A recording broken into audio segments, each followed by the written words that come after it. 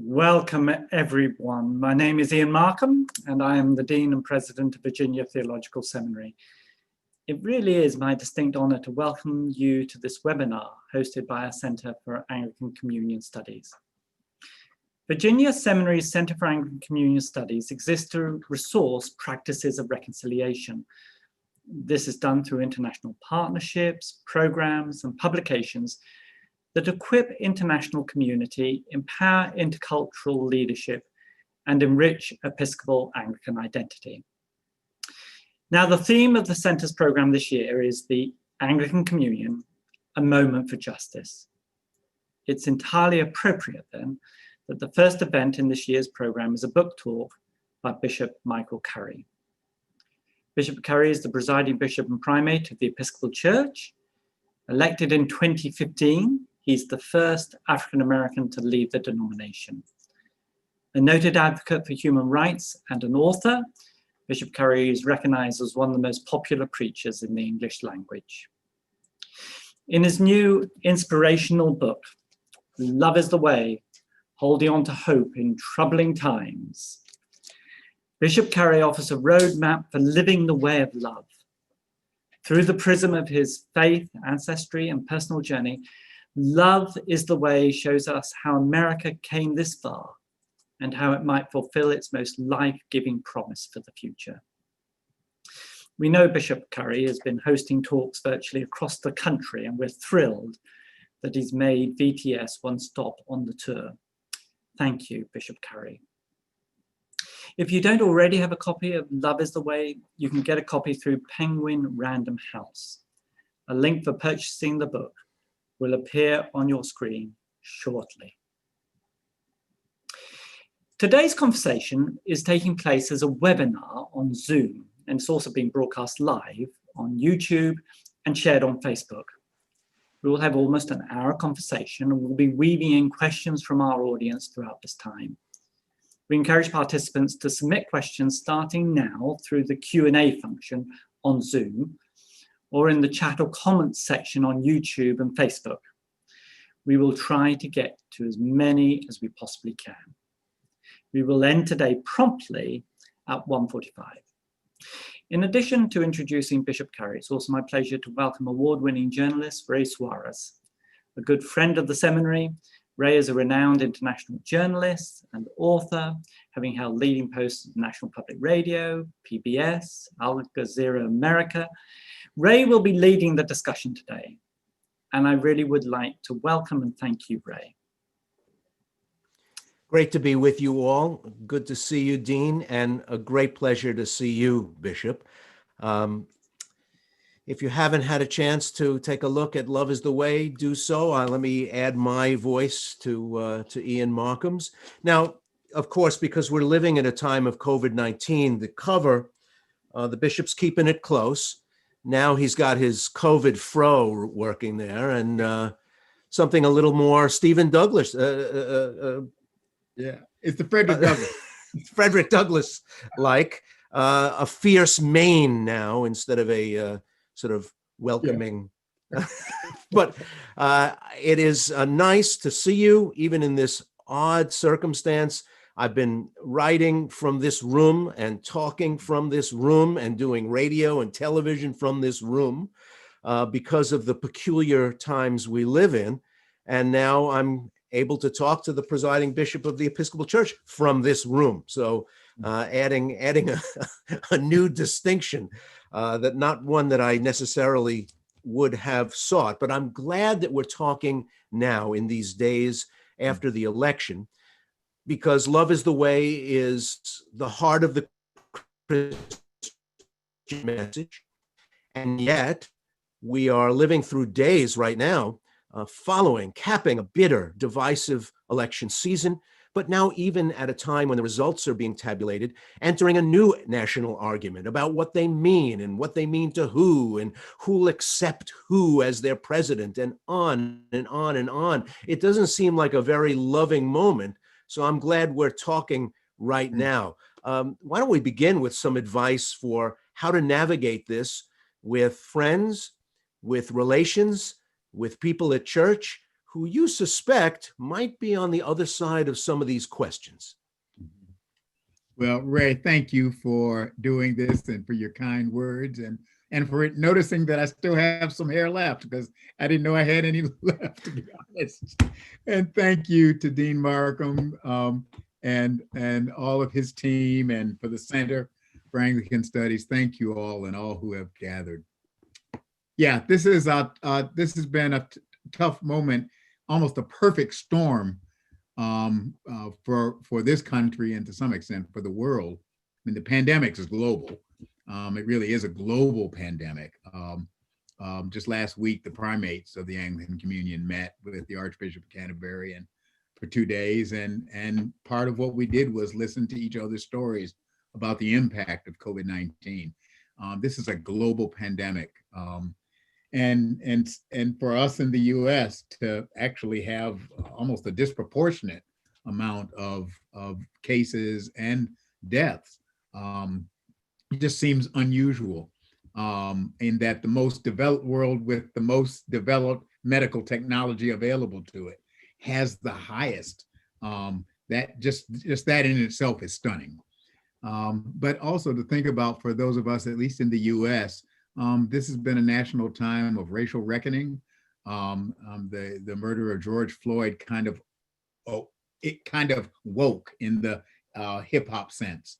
The nation became more woke, if you will, to the reality of racism and systemic racism and even white supremacy and its power in our national history for generations. And then you add on top of that the pre-existing divisions that were there. That we saw to some extent in the election of 2016, but they predated that and now have reared up in a profoundly problematic way that untended to could be injurious to democracy itself. These are tough. This is a perfect storm. And I do want to suggest, Ray, that, and I'm not just saying this as a catchphrase, but the way of unselfish, sacrificial love that is committed to seeking the good and the well-being of others, as well as the self, that is the only way we are going to extricate ourselves from this nightmare, if you will. The way of self-centeredness, the way of selfishness is self-destructive in the long run. It may have short-term gain, but it's long-term loss for everyone. And so that's why I really do believe in the message that's sort of in this book, because I believe our national destiny as a democracy depends on it, and our human destiny as a human community depends on it, and the life of the planet itself. I'm wondering if you wouldn't get an amen in principle, but not in practice. There are a lot of us who would say, oh, yes, I've been a church person my whole life. I've heard the gospel preached my whole life. I went to Sunday school. I heard that Jesus loves me, but also I was told that I had to love my fellow wherever and whoever he or she may be. I got it. I'm good on the grounding there. But that guy, he really just gives me a pain. And the closing that gap between principle and practice seems to be particularly difficult right at this moment, when, for instance, a majority of Americans now are telling pollsters that they suspect that white people are the most discriminated against members of society, that it's more difficult to be a white person in America than a Black person, scoffing at the idea of systemic racism, doubting that race can hold a person back or change the trajectory of their life in America, sort of doubting that the sky is blue, doubting that the tides rise and fall. We are not just at a difficult point in the conversation. We're not even standing on the grounding of the same ground where we can have an argument and maybe come to different conclusions about the same set of facts. We're not even dealing with the same set of facts anymore. Yeah, I think there's a lot of truth in that, and not a lot. It's obvious there's a lot of truth in that. I think we have to shift the ground, which is to say, we've got to identify where is their common ground, and then build from there. give an example. And I mentioned this. This is in the book at one point. I was in the Diocese of Utah maybe 2 years ago. And while I was there for the diocesan convention, but while I was there, the bishop made a point to introduce me to a priest in the diocese who had been doing work. He also was a therapist, but he had been doing work in his community, bringing together people who were self-identified and obviously red and people who were obviously blue. And he brought them together. He had enough street cred, if you will, in the community, had been there long enough that he could actually bring them together. And he said, we're not going to come together to debate issues. What we're going to do is to come together to learn your life story, my life story, and someone else's, to understand how you came to the position that you've come to. We're not going to debate your position. We want to learn your story. The genius of that is what he was doing was creating common ground, because the truth is when we to learn each other's story is to actually discover who the other really is. When that happens, you have changed the ground on which we stand, and made it possible, opened the possibility that I might still profoundly disagree with you, but if I understand you a little bit, then maybe I can at least appreciate, maybe respect, and maybe, God help us, love. And when that happens, then we have gained the capacity to disagree without being destructive. You see it getting at? And what he was doing was creating the ground on which love gives us space to stand. And he was doing it. There are groups like Braver Angels, which is a national group of folk. Bishop Mark Beckwith, who's retired from Newark, is involved in that work. And they've got a national network, and they've got programs and designed to do exactly this kind of thing, bring people together across profound differences. I think, Ray, that's the work we have got to do. That is the work of the church and our society. But if the society won't do it first, then the church and religious communities of all faiths and stripes, we have got to do that work. Because when we actually get to know, James Baldwin wrote that book, Nobody Knows My Name, which was a way of saying, if you don't know my name, you don't know me. And I am Ralph Ellison's invisible man to you. I am non-existent, and therefore I am an it to you as far as you are concerned, a nothing. And that's when unthinkable stuff happens. You see what I mean? That's when hatred and you see, you can demonize it. It's hard to demonize somebody for most of us, for most normal people. It's hard to demonize somebody I really know well. I probably shouldn't. Well, let me push back on you a little bit. As a reporter, I've traveled to communities around the country where people seem to have very little problem, or at least when they're talking to me, in particularizing the people they know and generalizing the people they don't. So, for instance, disdaining Mexicans in various places in the country, but knowing that Olga in their office is a hard worker, a lovely person, a church person, someone with First Holy Communion pictures on her desk. Oh, Olga's lovely. But Mexicans do X, Y, Z. I don't want more Muslims in the country. This is a terrible thing. It's bad for the country. It's not my America. But at work, there's an engineer named Fareed. Fareed's a good guy. He shows up every day on time, works hard. I know he takes good care of his family. So Fareed, I'm not going to say terrible things about him because I know him, but Muslims, terrible, terrible. And though those thoughts should not live easily in our heads, for a lot of people, that's not a hard formation to make. Well, I mean, I think it is and it isn't. I think you did right. I mean, that's a reality on the ground. And yet, I would submit that most of those people don't know more people than just that one person they've named.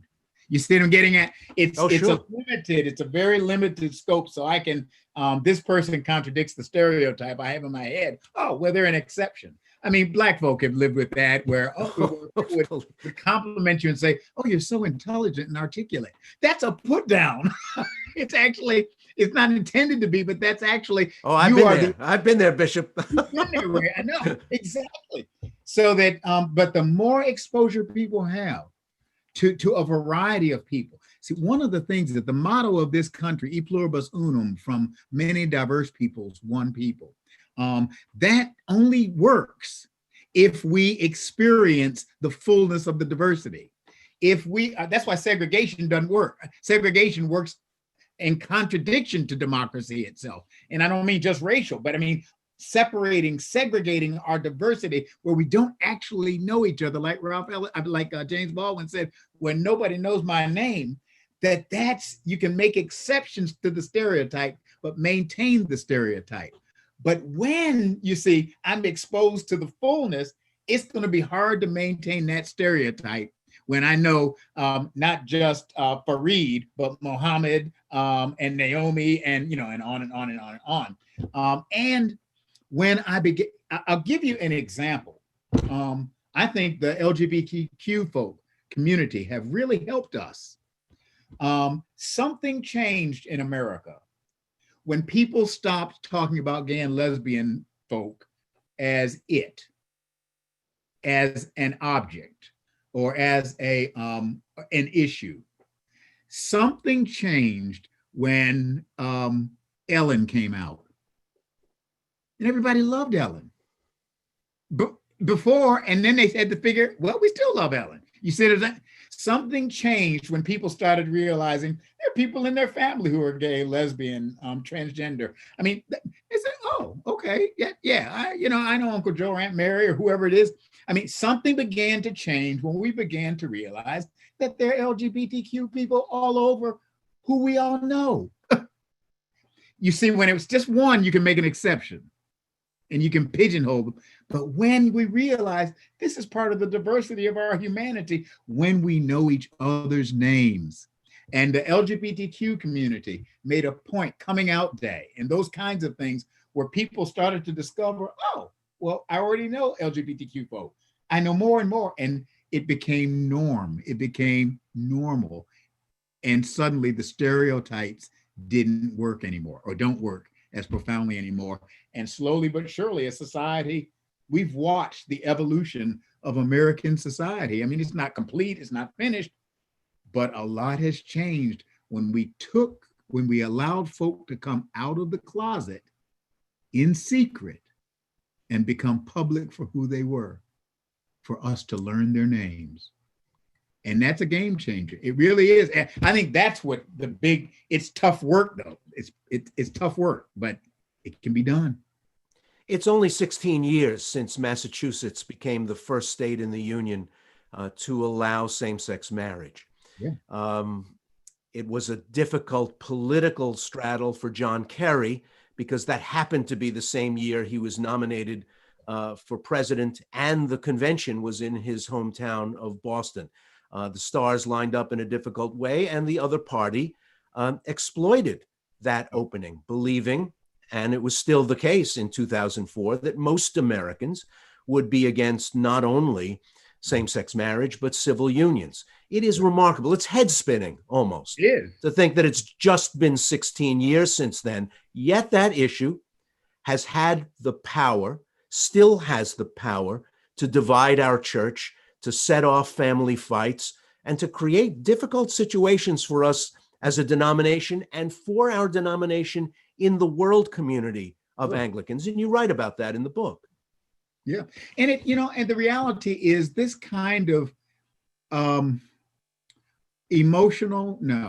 spiritual, it is a spiritual transformation that has to happen over time.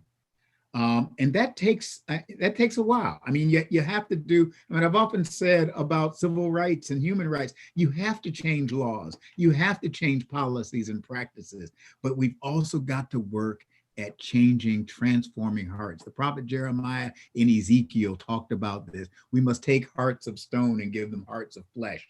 hearts of the spirit. And ultimately, you've got to do both. It's not either or. You've got to do both. You got to change laws. You got to change practices. You got to change behaviors, regulate behaviors, but you've also got to work at the transformation of the heart. I tell you, when Jesus told old Nicodemus, you must be born again, he was telling us stuff not about just getting to heaven. He was talking about how we can live right here on earth too. We must be born anew to a new self, a new loving self. I mean, and that takes work and time, and it's not easy. It's not easy, but the cost of not doing it, that price is too high. It is too much of a price to pay. We've got to do it. And believe it or not, it's partially in the job description of what it means to be a Christian and what it means to be church, to be involved in helping America, helping the world to be born again from the old creation to the new creation. But as a diocesan leader, and as now the leader of our church across the country, you had to take that on, even when there was a risk that there would be losses connected to that. Dioceses that were on the bubble, looking for the exit door, who headed out after these decisions were made, bishops who ended up being disciplined, representing your own diocese and voting in convention for changes in the canons, that you had to be ready for the pushback on that. How do you live into that risk when it's real? It's lost membership and lost pledges and lost Sunday attendance and bad blood. In the short term, there's stuff that has to be lived through that's not easy, even if it may be right in the long haul. Yeah. You know, Ray, I mean, one of the things that, and I write about it in the book, and it's been I'm still growing, still trying to grow in this, but it was a profound growing edge for me. Howard Thurman once said, always look to the growing edge. Always look to the growing edge. And was how, on the one hand, to have the integrity of having convictions about things, and yet having the humility to know that you aren't God, and that you trust you are right, but you aren't God, and having the humility, having integrity and the humility before your brother, your sister, your sibling who may hold a different position. And that, I mean, I characterized it as learning how to stand and kneel at the same time. And part of what that takes is I've got to kneel before you, if you will, because you are created in the image of God.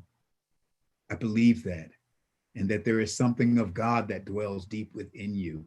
And I suspect it's the capacity to love, but that's a whole nother discussion. But there's something about God, you know, that you know, the old saying, apple doesn't fall far from the tree, where there's something, you know what I mean, of the apple in you, about you, that hasn't fallen far from the tree that is God, if you will.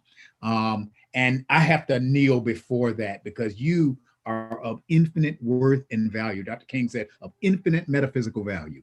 I believe that to be true, and I must kneel before that image of God in you.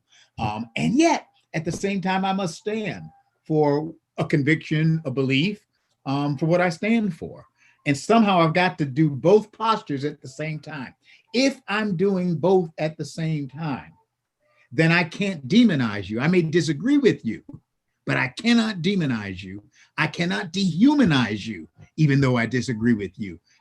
Now, imagine a context where we both are learning how to kneel and stand at the same time.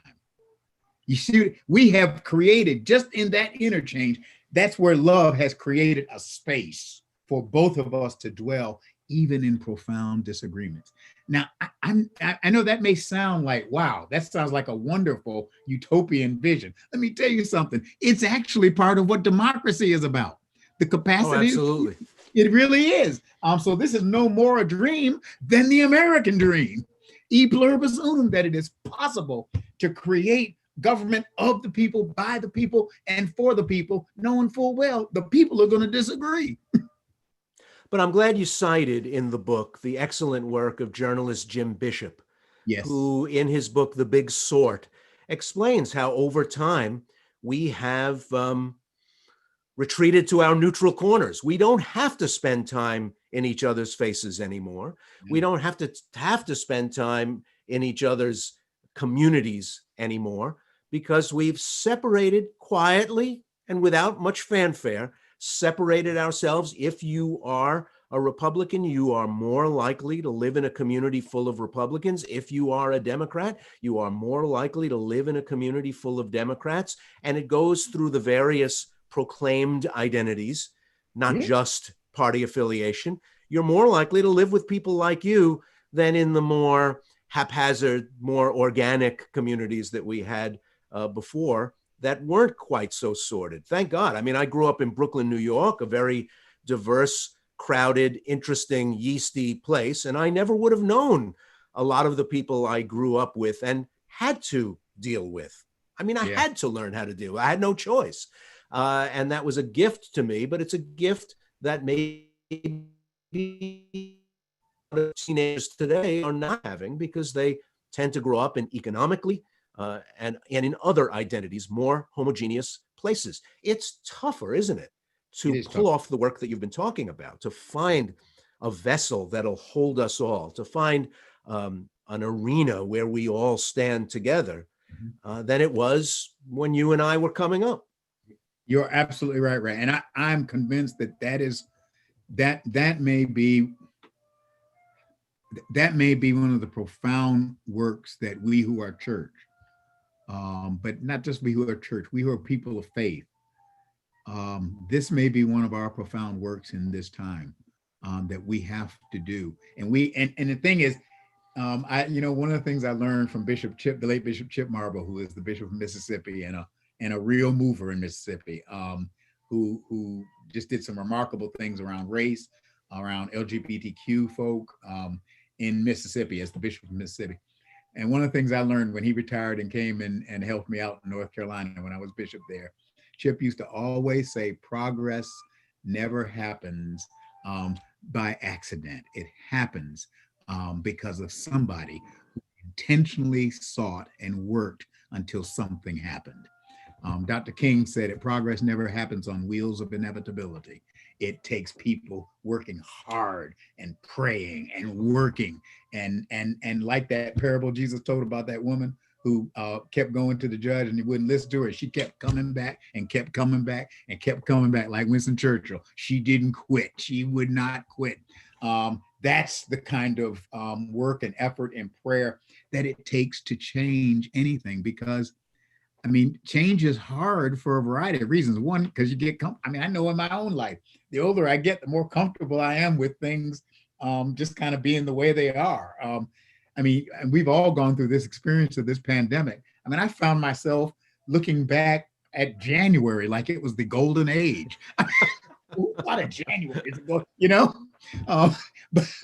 but there is that pining for the way things were, the way things are.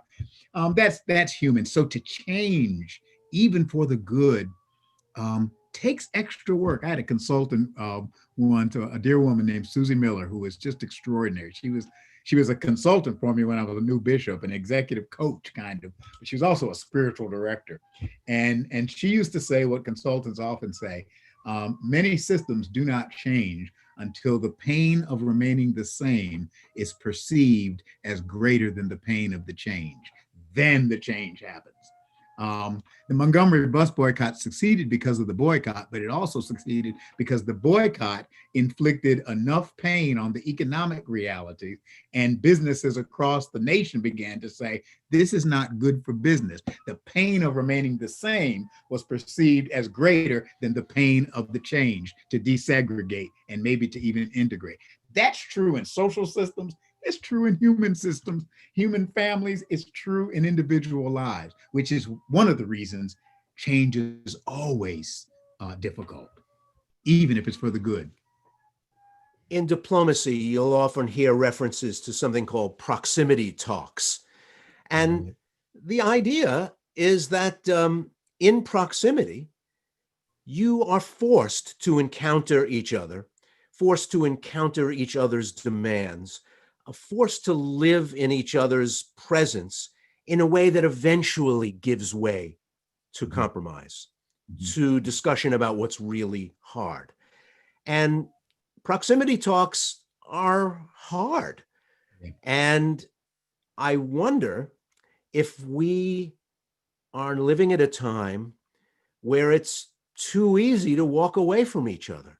Yeah. I was an invited speaker in the Lenten series when the Diocese of Fort Worth was going through its terrible times. And the new bishop asked me to come down and speak to the still in the Episcopal Church people of Fort Worth. And we met where? In a high school gymnasium.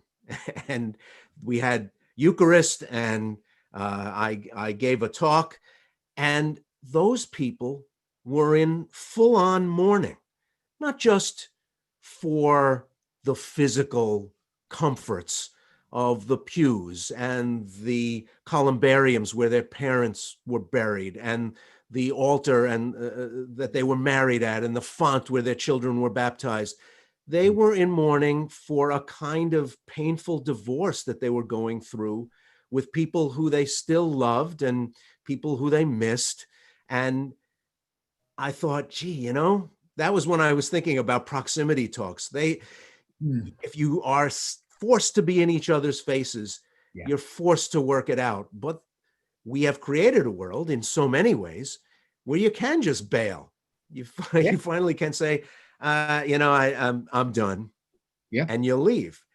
And America's a big place, and we can relocate inside it in a lot of ways and not have to see our brother and our sister who we have a grievance with.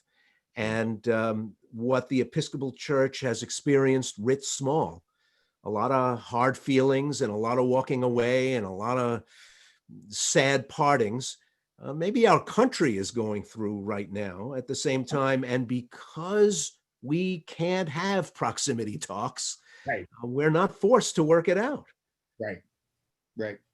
Well, and I think you put your finger on something, and Bishop's book, The Big Sword, emphasizes that this kind of segregation, I use the word segregation, it's a resegregation of America. This kind of segregation, separation, creates its own host of complexities and demonic realities that just proximity can help to mitigate. It doesn't eliminate them, but it helps to mitigate.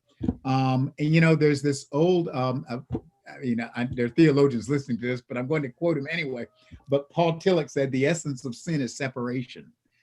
Separation from God, but separation from each other. And I think he was onto something. Actually, the prophet Isaiah said something about the gap, the gulf, the gap, the chasm. There is something insidious about separation from God and each other. And the wider the separation, the more demonic and crazy stuff can get in the gap. It will mind the gap instead of love minding the gap. And we're seeing that in American society. We all watched the election last week, and you saw the people at the boards, those electronic boards, and there were some red areas and some blue areas, and then a couple of purple areas or striped or something. They could measure ahead of time. I mean, this is what Bishop said in the book. The marketers know this. They know what stores to put near what neighborhoods and that kind of thing. Every politician knows which areas are red areas, which are blue, which are purple, which are mixed, which are whatever. I mean, they know it's America. It is almost as though somebody went to the cemetery and dug Jim Crow up and said, Jim Crow, we got a new idea. They may not fall for the racial one. That's too frontal assault. Oh, some of them will fall for it, but most folk won't fall for that. Here's what we'll do. We'll separate them by like-mindedness. Who can disagree with that? You can't even come up with a law to stop that. Let's segregate them by political party and by like-mindedness and ideological. And let's segregate them by socioeconomic class and all of that kind of stuff. They'll never know what hit them. And we'll accomplish what we tried to do in Jim Crow segregation. Only this time, they won't be able to come up with a civil rights act to stop it. That's what's going on in American society. And Bishop was right on target. And we've got to find ways. Okay, we can't change all the housing patterns completely, although there are some public policy things that can help to do that. But what we can do is create other spaces where people come together across differences. And as Chip Marble taught me, it has to be done intentionally. I think we who are the church have the capacity and the calling, and other peoples of faith and peoples of goodwill. Braver Angels isn't a religious group. It has some religious folk in it, it has secular folk in it. I mean, it's people who are concerned about the democracy of this country, who have come together to do it. So I think there are people of goodwill. There's the possibility of getting a movement going that actually could affect this country for the good. Do we speak with a big enough voice in the culture in 2020 to be in the vanguard? I mean, we're a small people inside a really big people. Can we punch above our weight in this regard? Not only modeling a version of that future community you're talking about, but talking about what's good about it to the wider America. I think we can do it to some extent. I mean, in a little way, I wrote this book to punch above our weight to some extent, because part of what I'm very aware of, I mean, this book is an act of evangelism for me. I mean, it really is. It's actually a way of saying, this is what the gospel of Jesus Christ is actually about, not what is sometimes popularly understood in our culture.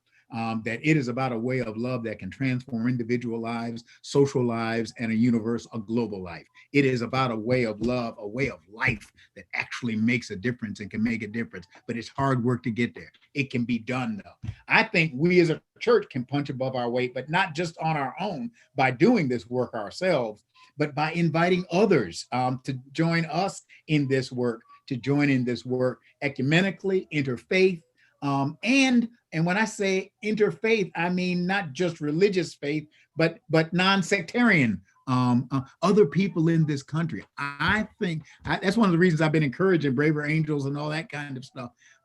Things like our civil discourse kind of program that the Office of Government Relations does here as part of the epistle, encouraging that. I've been offering those resources wherever I go. I think we can, but we got to join coalitions. We got to join hands in hands and build bigger networks, because I think there's a critical mass of people concerned about the destiny of our democracy, not simply because of the recent election, but because of the polarization and the divisions that are not just matters of disagreement, but have actually gone deeper than that. And that we know we've got to heal our land. Do we, as a first step, as a predicate to doing this, have to revive a more thorough conversation about what love means?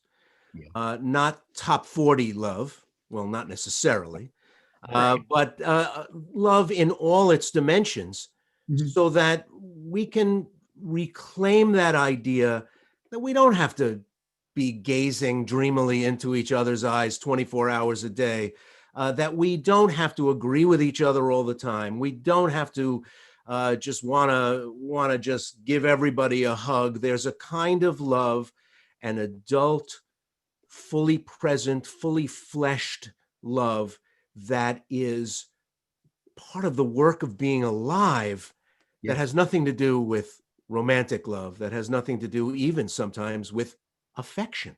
As I read the book, it walked us through some of those steps, but you've got to do it for our audience right now. Yeah, I know that I'm speaking to a seminary community, so I don't want to get too far above my pay grade, but the English language is a wonderful language. I mean, Shakespeare and Shelley and Keats and Langston Hughes and Maya Angelou. I mean, there are wonders in English language, and yet there are some limitations to English. One of them is we only have one word for love. We can't nuance. We don't have the nuances of different words for love, and other languages do. the Greek language of Koine Greek of the New Testament did. So that, the word eros is more the romantic kind of love. And so when you see eros in the Bible, Song of Solomon, a Greek translation of Song of Solomon or something like that, that's romantic love, makes sense. Philia, fraternal love, Philadelphia, city of brotherly love and all that kind of stuff. Now, you think about, and then agape, kind of the unselfish, sacrificial love that's what I'm really talking about most of the time, that actually seeks the good and the welfare of others above, including oneself, but not just about oneself. That's the love. Now, when John 3:16 says God so loved the world that he gave his only son, is that eros? I mean, is that God having erotic impulses about the world? I don't think so. You see what I'm saying? But we only have the same word love to translate there in that one spot. But it's talking about God so loved the world, not that he took, but that he gave. There's a definition of the kind of love that dominates the New Testament, that dominates on the lips of Jesus, a love that gives, a love that seeks the good, the welfare, and the well-being of others as well. That's the kind of love. It's Dietrich Bonhoeffer in his book Ethics, which it's amazing because he never finished the book because he got arrested and killed by the Nazis. But he didn't finish the book with a pen. He finished it with his life. And in one of the chapters in that book, he says biblical love, or love typically in the New Testament, not always, but typically in the New Testament, is cruciformed. It is shaped like the cross, self-sacrificing for the good and the well-being of others. Jesus, the man for others, I think it was Bonhoeffer who said that. That is the nature of the kind of love that I'm talking about primarily. That is not simply a sentiment, it is a commitment to live life a certain way, unselfish, sacrificial. And that kind of love, that's what Dr. King was talking about. That's the kind of love that can actually reknit a fragmented society back together. And that kind of love is a game changer. It was in the first century and it is in the 21st century. And so that's what I do find interesting, and I talk about it in the book is for years I've read 1 Corinthians 13, though I speak with the tongues of men and of angels and have not love, I'm a noisy gong, a clanging cymbal. Now faith, hope, and love abide, these three, but the greatest of these is love. Well, I mean, I can't tell you how many times I've heard that or read that at weddings. It's in the top 10 of the hit parade at weddings, no question about it. But what's amazing to me, and I knew this from seminary, I remember doing an exegesis class in 1 Corinthians, but I had forgotten about it. I think after all those years of pastoral ministry, it finally dawned on me a few years ago, wait a minute, Paul didn't write that for a wedding. It applies to marriages. It applies to relationships. Paul wrote that to probably one of the church's most dysfunctional congregations in the history of Christendom, the Church of Corinth. It was a mess. People were divided into factions. People were dividing up as to who baptized who. And I love that line where Paul says, it has been reported to me by Chloe's people that you all are dividing yourselves up into factions. I love to say every church I've ever pastored has a Chloe in it, somebody who knows everybody else's business. This church was dividing itself up into factions. Folk were lying on each other, suing each other. Rich folk got their communion first. The poor folk got theirs later. Some folks said, I got the Holy Ghost and you don't. Some folks said, I'm going to heaven and you're not. I mean, this was a church that was tearing itself apart by unenlightened, what's John Stuart Mill called unenlightened self-interest. Selfishness was destroying it. And Paul says, no, I will show you a still more excellent way. Though you speak with the tongues of men and of angels, you can sound all religious all day long. If you have not love, you are a noisy gong, a clanging cymbal. You are a tale told by an idiot, full of sound and fury, signifying nothing. You are just making noise. Love is not jealous. Love is not rude. Love does not insist. You see what's going on there? He is deconstructing the destruction of selfishness destroying community and reconstructing it and showing the way to a new creation, to be born again, to learn how to live together as brothers, sisters, siblings, as the children of God. That's the genius of 1 Corinthians 13. And that is the genius of love. That's what Jesus figured it out. The brother had it right. Well, I'm wondering then if part of the reconstruction, part of the rehab, if you will, the word love that we've got in the English language, we just got it, we got to use it.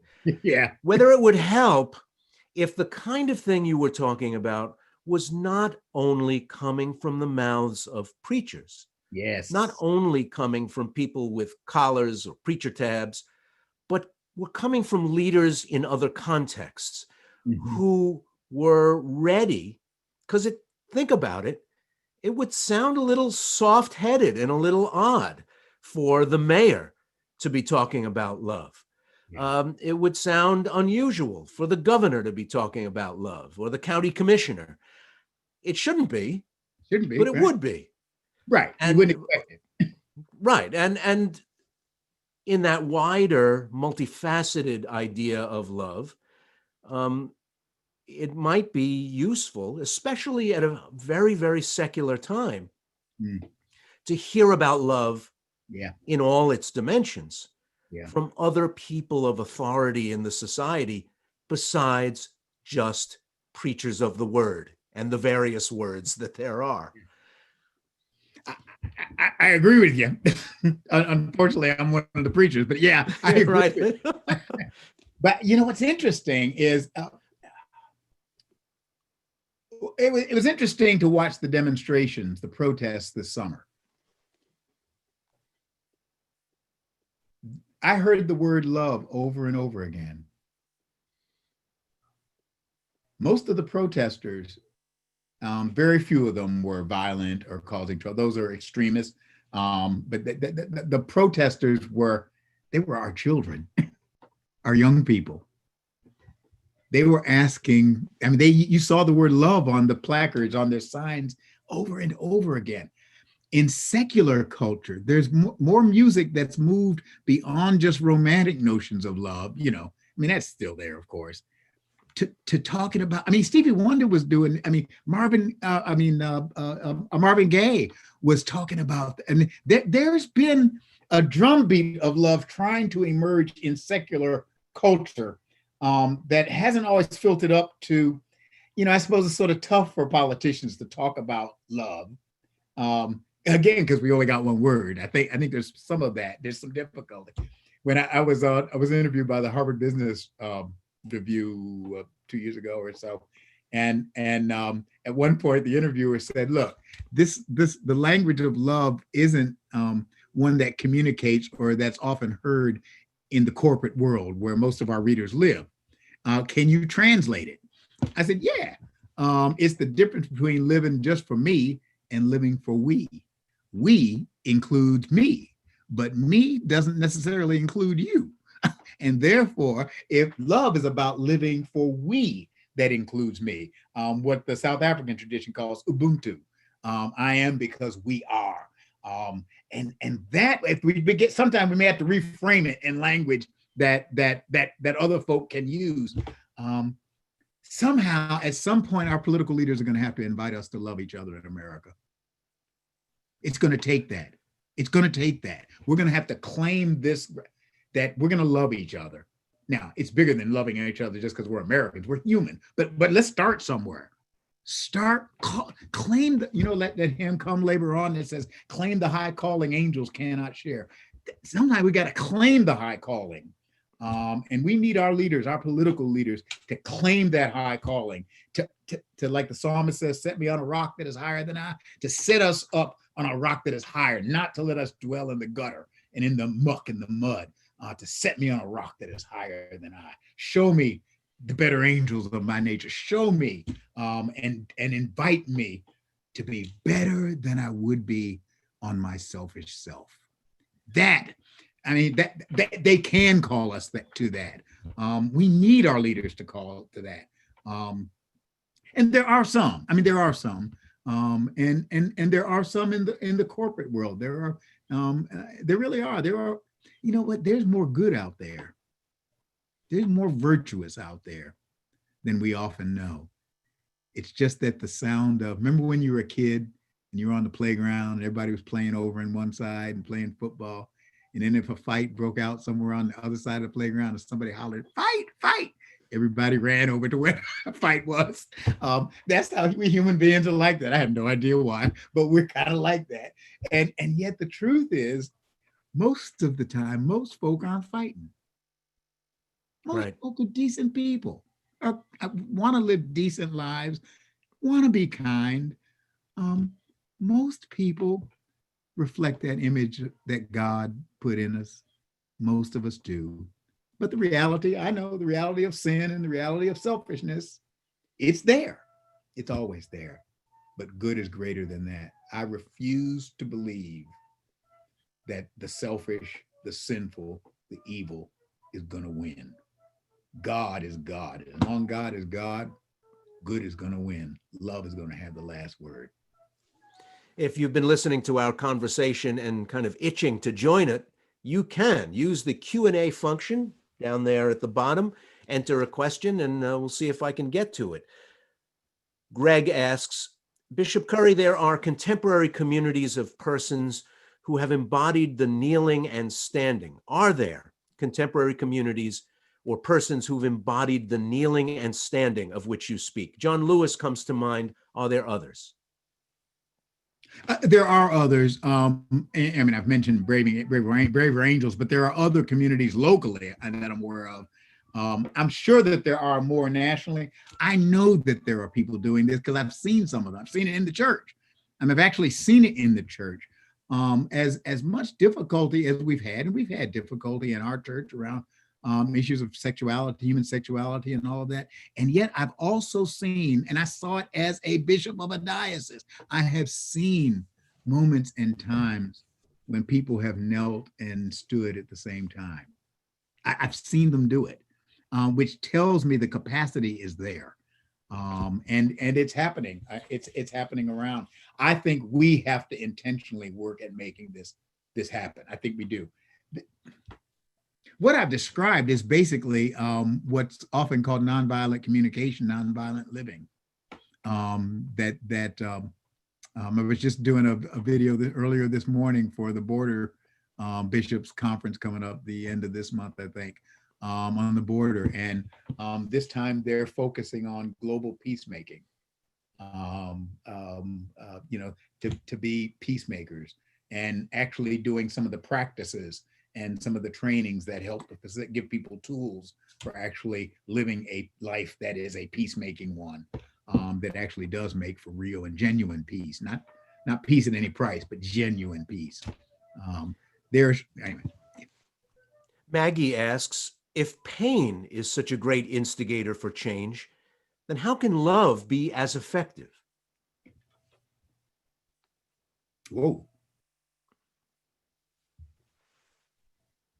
Well, I think in the long run, while pain may precipitate an awareness of the need for change, and sometimes, I mean, Mahatma Gandhi recognized, and Dr. King followed his example, that sometimes you when negotiations break down and when there's not a way of agreed upon change, that it's necessary to precipitate a crisis. That's what a nonviolent campaign, whether it's a boycott, whether it's a strike or whatever it is designed to precipitate a crisis that is designed to do a couple of things. Not the crisis isn't intended to hurt someone. The crisis is intended, I think Gandhi said, to prick the conscience of good people to see, wait a minute, something's wrong. We weren't paying attention before.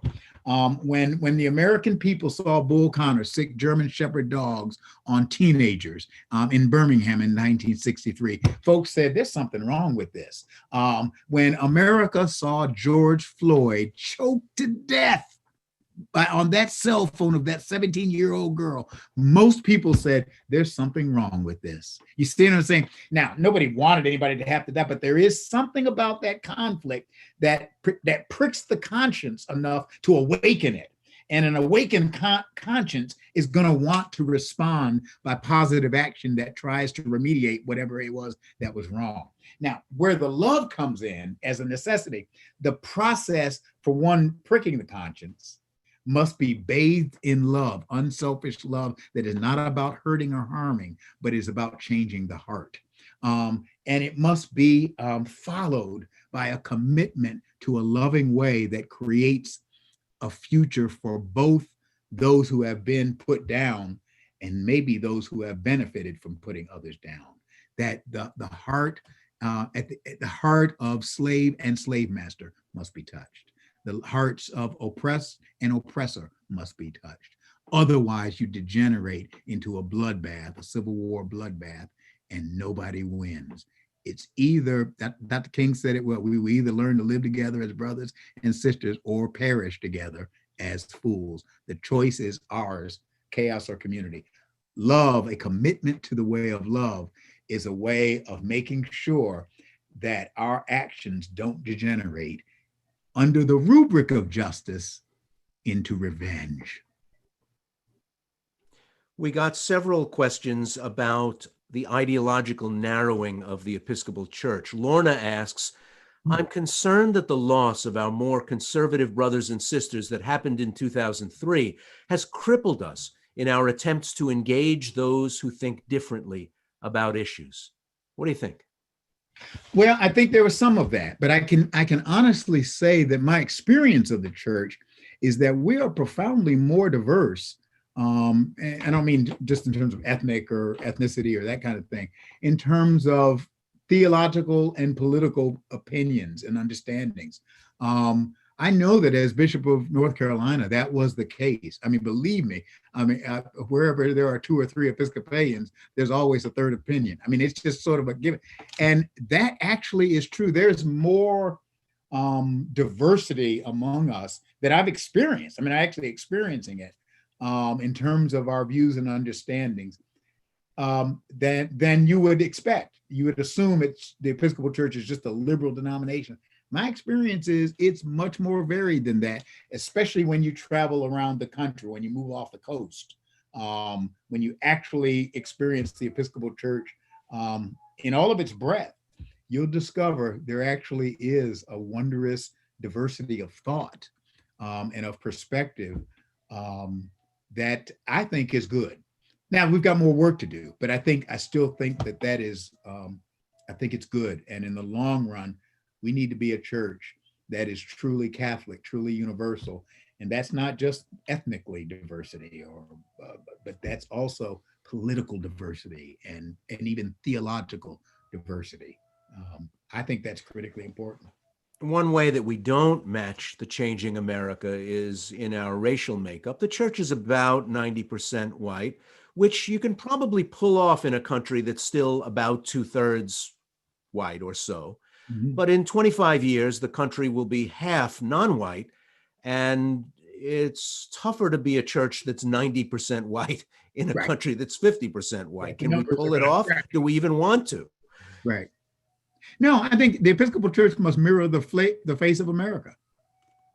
It should reflect. I used to say it in North Carolina. I said, I pray for the day when we in the Diocese of North Carolina will look like North Carolina in all of its wondrous and beautiful diversity and human tapestry.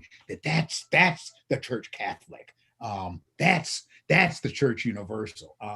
And that's my vision and prayer for us. But it will take a while to get there. It's going to take a while for that, but it could happen.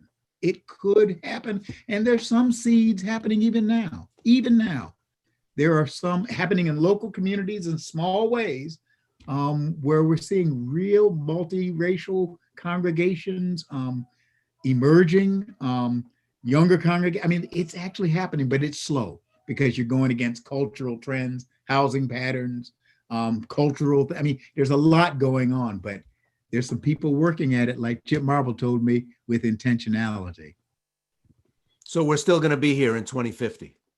Who? The Episcopal Church? Yeah, we're going to be different. We're going to be profoundly different. That's why I keep telling folks, everybody wants to get upset about the parochial report. I don't get upset about parochial statistics. That's worrying about the institutional framework. I know for a fact that the Jesus movement that has become the Episcopal Church, that's going to continue, but it's going to be reformed in new ways. It's going to be remade, and it's going to look different. In 50 years, I mean, I won't be here to see it, but it's going to look different.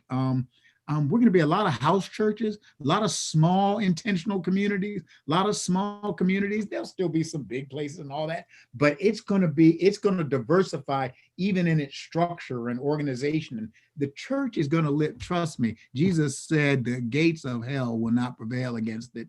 And the truth is, the Jesus movement has existed when the church was established and when the church was disestablished, when it was a sectarian underground movement and when it was the official religion of the Roman Empire. This church has survived underground and above ground. And believe me, it reconfigures. The Spirit will lead us. And oh yeah, we're not going anywhere. We're just going to change. When someone like me is invited to do a job like this, I really only have two responsibilities. One is to run a good conversation, and Bishop Curry makes that easy. The other one is to get off on time, and I'm going to do that too, and turn it over to Ian Markham. Great to see you, Bishop. Ray, thank you for everything. Thank you for doing this, brother.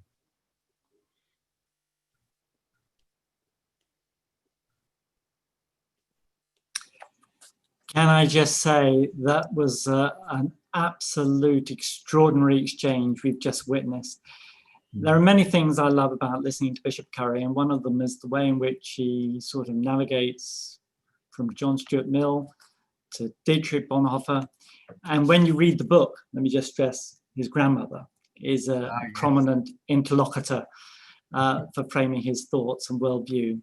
That was a sheer joy, the penetrating questions and the depth of the analysis. I want to thank you both. Thank you, Ray, and thank you, Bishop Curry. To all of you who are tuning in, and for those of you who asked questions, thank you very much for doing so. We're conscious we didn't get to them all, but that's a sign of a program that was worthwhile and valuable and precious. Let me remind you once again, this is a book launch, so if you've not yet brought Love is the Way, please do purchase it. I really do recommend it, and every good library should have a copy.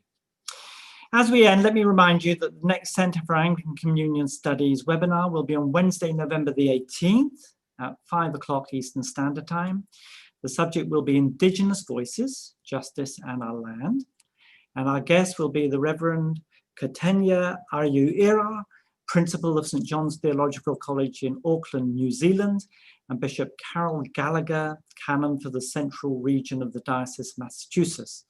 Join us for what promises to be another insightful and exciting conversation. Thank you, everyone, and may God bless us all.